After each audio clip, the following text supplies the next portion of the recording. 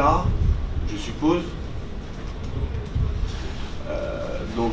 Quand on veut rentrer dans une structure comme un pôle espoir, à la fois vous le savez puisqu'on vous l'a déjà dit, on s'appuie nous pour vous choisir sur vos qualités de joueur, évidemment. Mais dans un premier temps, on est très attentif à ce que vous allez faire sur le plan du comportement, que ce soit dans les locaux. On viendra ici, on sera sur 2 bâtiments, on dormira dans le bâtiment d'à côté. Votre comportement en général dans le groupe, c'est un groupe qui est en train de naître. Là. Il va mourir dans 1 jour et demi, 2 jours. Alors il faut qu'il vive bien pendant ces 2 jours-là. C'est extrêmement important.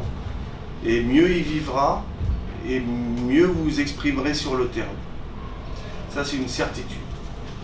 Donc le comportement par rapport aux locaux que vous allez habiter, on n'est pas chez nous.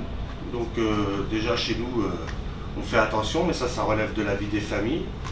Mais quand on n'est pas chez nous, on fait encore plus attention. On laisse les locaux dans l'état dans lequel on les a trouvés en arrivant. Donc ça, c'est très important pour nous parce que vivre en collectivité pendant 2 ans, c'est pas si simple que ça. On est sur ces 3 projets-là, finalement, d'une manière générale, pendant les 2 ans du Pôle Espoir. Et on va être sur ces 3 projets-là pendant 2 jours et demi.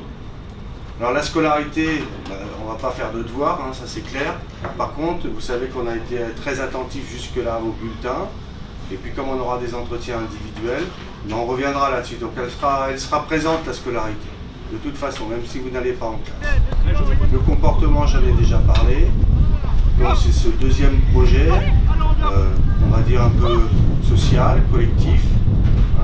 La capacité qu'on a les uns et les autres à vivre ensemble dans de bonnes conditions, à respecter les gens qu'on croise. C'est simple, on dit bonjour, on dit merci, ça coûte pas cher et on donne une bonne image. Et puis généralement, c'est le bon savoir-vivre ensemble. Donc ça c'est le 2e projet et évidemment le projet sportif, mais ça, qui est pratiquement le plus simple pour nous à gérer. Donc du terrain, 4 séances sur 3 jours, 2 jours et demi, ça va peser, vous le savez.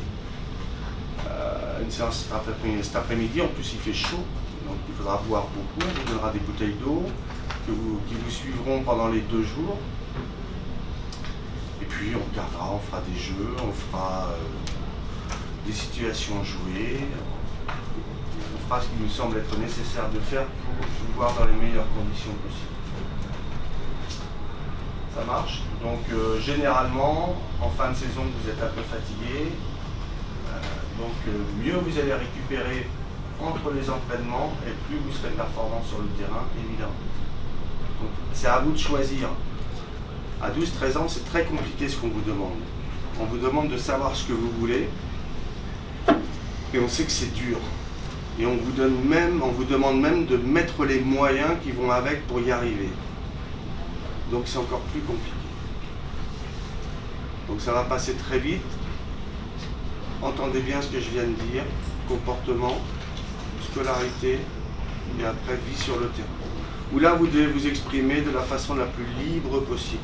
Et moi ce que je peux vous dire aussi, c'est ce que je vais dire à ceux qui vont partir, qui vont nous quitter. Méfiez-vous de tous ceux qui tournent autour du football.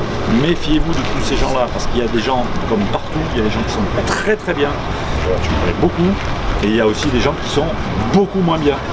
Et c'est vrai que quand on voit qu'on a un piston qui se débrouille pas trop mal, on a plutôt tendance à être très facile lorsqu'on vous passe de la pommade ou qu'on vous caresse dans le dos. Soyez vigilants, et moi ce que je leur dis, ceux qui nous quittent, je leur dis, nous ne sommes pas intéressés, nous ne touchons pas de commission.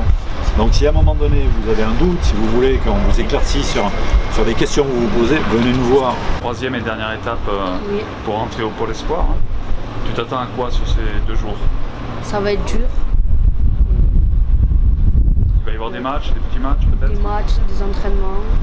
Ouais. Faut pas lâcher. Faut pas lâcher. Au-delà de ça, c'est aussi pour voir comment tous les derniers, vous allez vous adapter un peu à vivre ensemble. C'est un peu ça aussi, vivre ensemble pendant 2 journées.